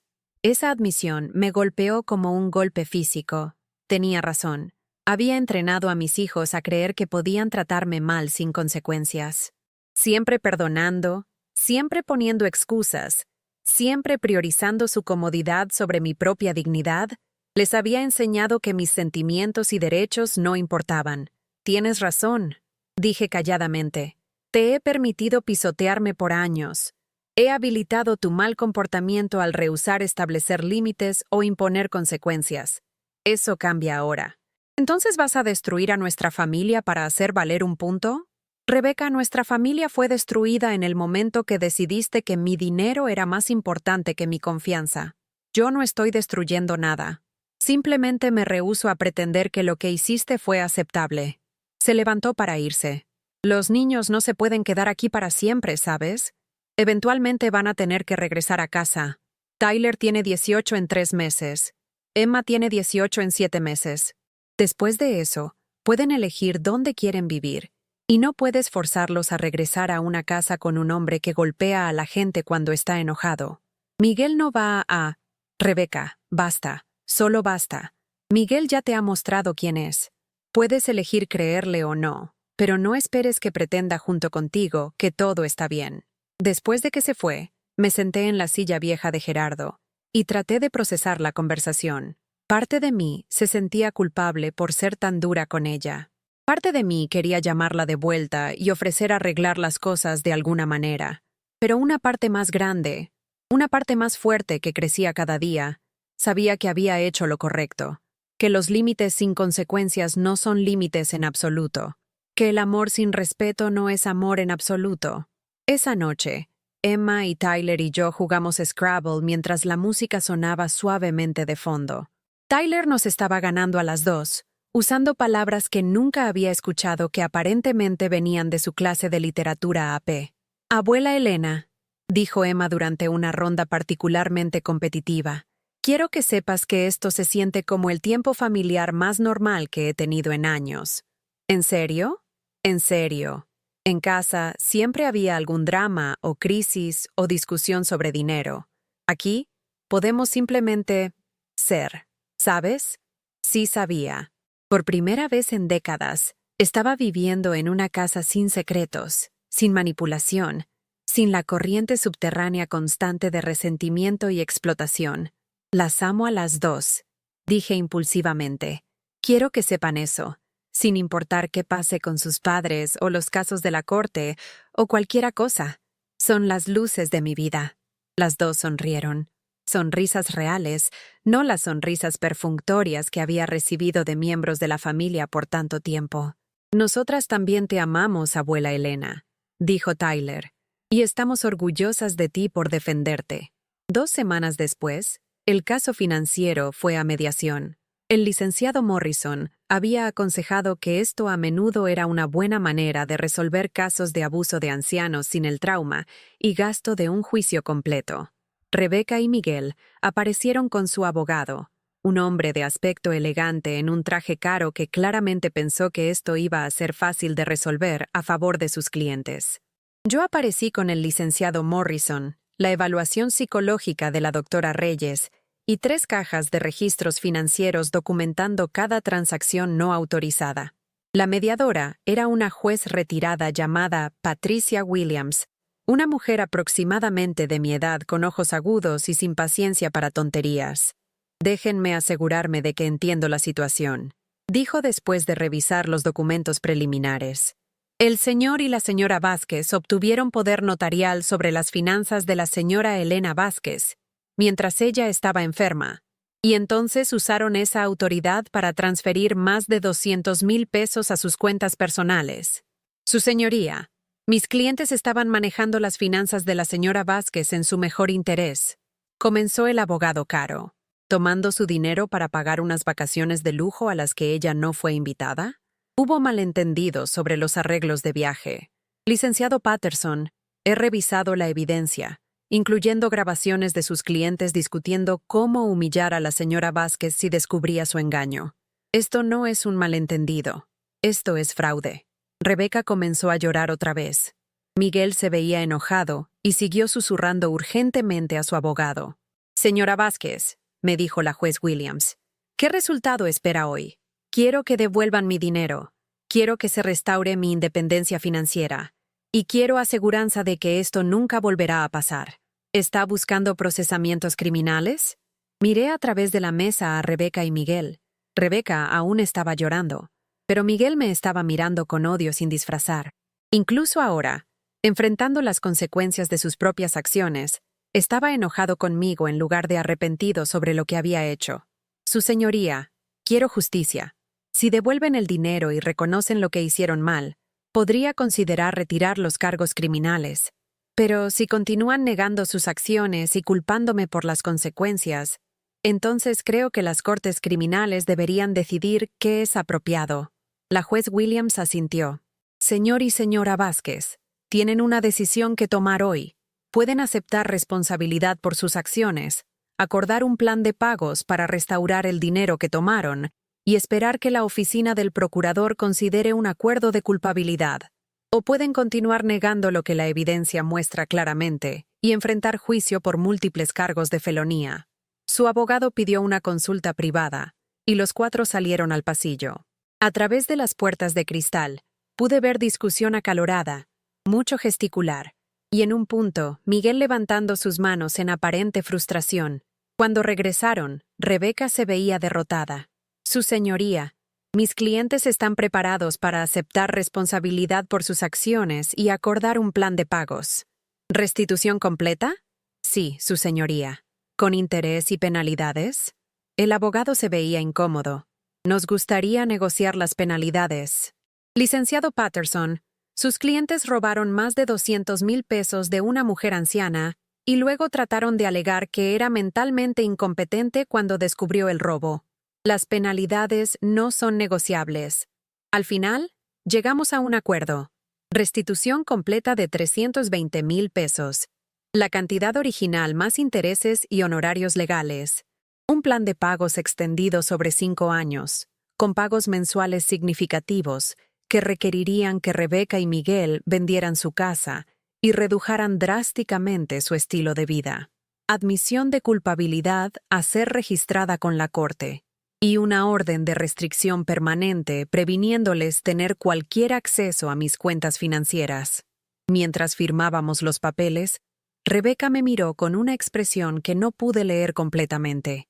Mamá, espero que estés satisfecha. Estoy satisfecha de que se haya hecho justicia. Si eso me hace feliz, es una pregunta diferente. Porque la verdad era que no estaba feliz sobre nada de esto. Estaba aliviada y orgullosa de mí misma por finalmente defenderme, y agradecida por el resultado. Pero no hay felicidad en ver a tus hijos pagar las consecuencias por traicionarte. Solo hay la satisfacción sombría de saber que te has protegido y has mantenido tu dignidad. Después de la mediación, el licenciado Morrison y yo caminamos a una pequeña cafetería cerca de su oficina. Señora Vázquez, debo decir que ha manejado toda esta situación con gracia y fuerza notables. He visto muchos casos de abuso de ancianos, y las víctimas no siempre tienen el valor de responsabilizar a sus familias de la manera que usted lo hizo. Licenciado Morrison, ¿puedo preguntarle algo? Por supuesto. En su experiencia, ¿alguna vez se recuperan las familias de algo así? ¿Sanan alguna vez las relaciones? Estuvo silencioso por un momento, revolviendo azúcar en su café. A veces. Depende enteramente de si las personas que causaron el daño están genuinamente arrepentidas y dispuestas a hacer el trabajo para reconstruir confianza. Desafortunadamente, eso es relativamente raro. La mayoría del tiempo, la gente está más interesada en evitar consecuencias que en tomar responsabilidad. ¿Y si no están genuinamente arrepentidas? Entonces se ha protegido, que es lo más importante, y ha modelado para sus nietos cómo se ve tener límites saludables y respeto propio. Ese es un regalo que les servirá bien a lo largo de sus vidas. Caminando de regreso a mi departamento esa tarde, me sentí más ligera de lo que había estado en meses. La pesadilla financiera había terminado. Mi dinero sería restaurado. Lenta pero constantemente. Mi independencia estaba segura. Y más importante, me había probado a mí misma que Elena Vázquez valía la pena pelear por ella. Esa noche, Emma, Tyler y yo celebramos con comida china para llevar de mi restaurante favorito y una botella de vino que no tenía que preocuparme por poder pagar. «Entonces, ¿qué pasa ahora, abuela Elena?», preguntó Emma. «¿Vas a quedarte enojada para siempre?» «Ya no estoy enojada, mi amor. Estoy triste. Estoy decepcionada. Estoy dolida de que las cosas tuvieran que llegar a esto. Pero no estoy enojada. ¿Los vas a dejar regresar a tu vida? Eso depende enteramente de ellos. Si muestran arrepentimiento genuino y trabajan para reconstruir confianza, tal vez podamos encontrar una manera de avanzar. Si continúan culpándome y poniendo excusas, entonces están eligiendo quedarse fuera de mi vida. Tyler se veía pensativo. ¿Qué hay de nosotros? ¿Qué pasa cuando cumplamos 18? Van a ser adultos y van a decidir qué relaciones quieren mantener con todos en la familia, incluyéndome a mí. Espero que quieran mantenerse cerca, pero esa será su decisión. Abuela Elena, dijo Emma seriamente, por si hay alguna duda, los dos planeamos quedarnos muy cerca de ti. Eres la mejor familia que cualquiera de nosotros tiene. 6 meses después, mi vida se veía completamente diferente. Había tomado el viaje a Guadalajara para visitar a Margarita, y habíamos pasado un tiempo tan maravilloso que estábamos planeando otra visita para el verano. Estábamos hablando de tal vez tomar un crucero juntas, algo que ninguna de las dos había hecho jamás, pero las dos siempre habíamos querido intentar. Tyler se había graduado de la preparatoria y estaba comenzando la universidad en el otoño. Había decidido quedarse en la Ciudad de México y asistir a la UNAM, en parte por el excelente programa de ingeniería, pero en parte, admitió, para poder quedarse cerca de mí. Estaba trabajando medio tiempo en una librería cerca del campus y ahorrando dinero para su colegiatura. Emma estaba terminando su último año de preparatoria y había sido aceptada en 3 universidades diferentes. Estaba considerando Puebla, que estaba suficientemente cerca para visitar fácilmente, pero suficientemente lejos para tener su propia aventura. Los 2 niños estaban prosperando de maneras que no había visto cuando vivían con la tensión constante y la disfunción de la casa de sus padres. En cuanto a Rebeca y Miguel, habían vendido su casa en Satélite y se habían mudado a un pequeño departamento en Naucalpan. Miguel había encontrado trabajo estable en construcción, y Rebeca estaba trabajando 2 trabajos de medio tiempo para cumplir con su calendario de pagos de restitución. Estaban haciendo los pagos a tiempo, lo que me sorprendió. Hablábamos ocasionalmente, conversaciones breves y cordiales sobre logística y horarios. No había habido disculpa real, no había reconocimiento del dolor que habían causado más allá de lo legalmente requerido, pero tampoco había habido intentos adicionales de manipular o explotarme. No era perdón, exactamente. No era sanación familiar, pero era paz. El desarrollo más sorprendente había venido de Sara. 3 meses después del arresto de Miguel, lo había dejado. Ella y Sofía se mudaron a un pequeño departamento cerca del mío, y Sara había comenzado a traer a Sofía de visitas regularmente. Habíamos desarrollado una amistad cuidadosa pero genuina, construida sobre nuestro amor mutuo por Sofía y nuestra experiencia compartida de reconocer que el comportamiento de Miguel era inaceptable. Elena, dijo Sara una tarde mientras veíamos a Sofía jugar en el parque, quería agradecerte por lo que dijiste esa noche en el hospital, sobre la violencia que escala. ¿Y pasó algo?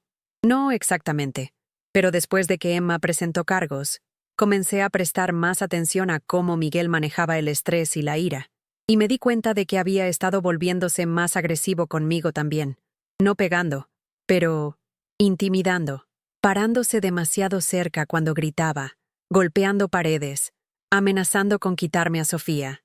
Estoy orgullosa de ti por reconocer eso y proteger a Sofía y a ti misma. Sigo pensando en lo que habría pasado si no hubieras responsabilizado a Miguel por golpear a Emma. ¿Habría esperado hasta que me pegara a mí? ¿Hasta que pegara a Sofía? ¿Por cuánto tiempo habría puesto excusas por él? Nunca tendrás que saberlo, porque tomaste una decisión diferente. Esa noche, mientras preparaba la cena para Emma, Tyler y yo, reflexioné sobre el año pasado.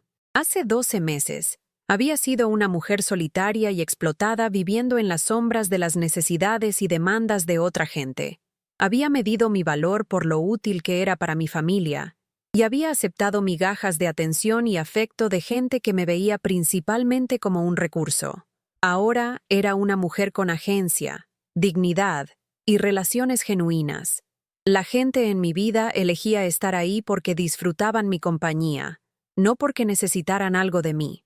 Me había costado la ilusión de cercanía con mis hijos, pero había ganado la realidad de respeto de mis nietos, amistad auténtica con Sara, conexión renovada con mi hermana y, más importante, respeto por mí misma. Mientras ponía la mesa para 3, pensé en todas las comidas que había preparado a lo largo de los años para gente que apenas me agradecía. Todo el dinero que había dado a gente que lo veía como su derecho en lugar de mi elección. Todo el tiempo y energía que había gastado tratando de ganar amor de gente que solo estaba dispuesta a darme aceptación condicional. «Abuela Elena», gritó Emma desde la sala. «¿Quieres que pausemos la película hasta después de la cena? ¿O deberíamos seguir viéndola?» «Sigan viéndola, mi amor. Ya voy para allá». Terminé de poner la mesa y miré alrededor de mi pequeño departamento. Aún era pequeño. Aún estaba lleno de muebles viejos y papel tapiz descolorido, pero se sentía diferente ahora. Se sentía como hogar. No un lugar donde esperaba que otra gente me necesitara, sino un lugar donde vivía completamente y recibía a gente que genuinamente quería estar ahí. La película era una comedia romántica de los 90s, algo ligero y divertido que los 3 podíamos disfrutar juntos.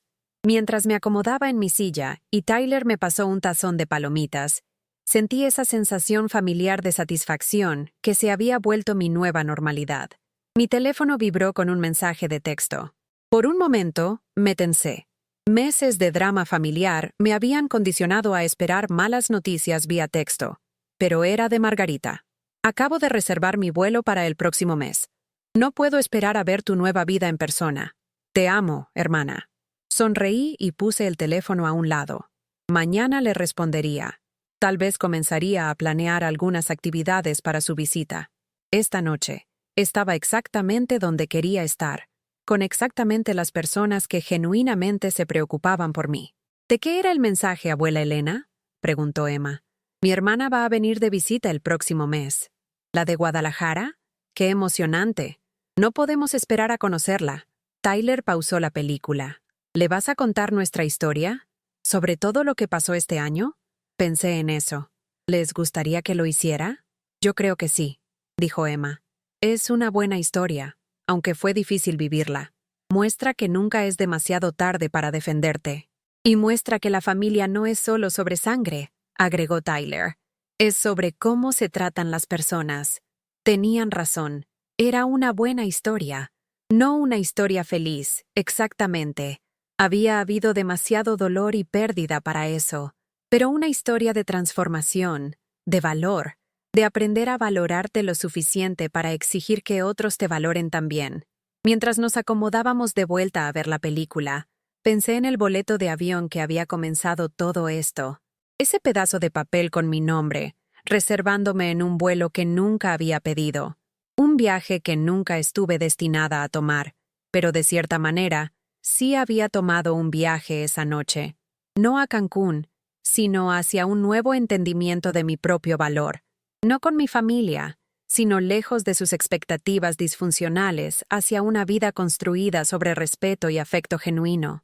El boleto de avión aún estaba en el cajón de mi escritorio, guardado como recordatorio de la noche que Elena Vázquez dejó de ser víctima y comenzó a ser sobreviviente. A veces los viajes más importantes son los que te llevan lejos de donde pensaste que pertenecías hacia donde realmente mereces estar, y a veces, la familia que eliges vale más que la familia en la que naciste. Mientras rodaban los créditos de nuestra película, miré a Emma y Tyler, estos jóvenes increíbles que habían elegido valor e integridad sobre lealtad familiar, que me habían elegido a mí cuando habría sido más fácil ponerse del lado de sus padres, que me habían mostrado cómo se ve realmente el amor incondicional. «Las amo a las dos», dije.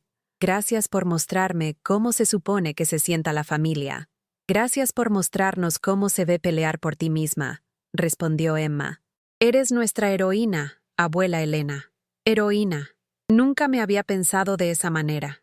Las heroínas rescataban a otra gente, pero tal vez a veces, lo más heroico que puedes hacer es rescatarte a ti misma. ¿Alguna vez se han encontrado en una situación donde la gente que se suponía que los amaba los tratara como un recurso en lugar de como una persona? ¿Donde tuvieron que elegir entre mantener la paz y preservar su dignidad? Cuéntenme su historia en los comentarios. Y por favor, denle like y suscríbanse si este mensaje resuena con ustedes. A veces todos necesitamos que nos recuerden que valemos la pena pelear, incluso cuando la pelea es contra la gente que más amamos. Gracias por escuchar mi historia. Y recuerden, nunca es demasiado tarde para comenzar a valorarse de la manera que merecen ser valorados.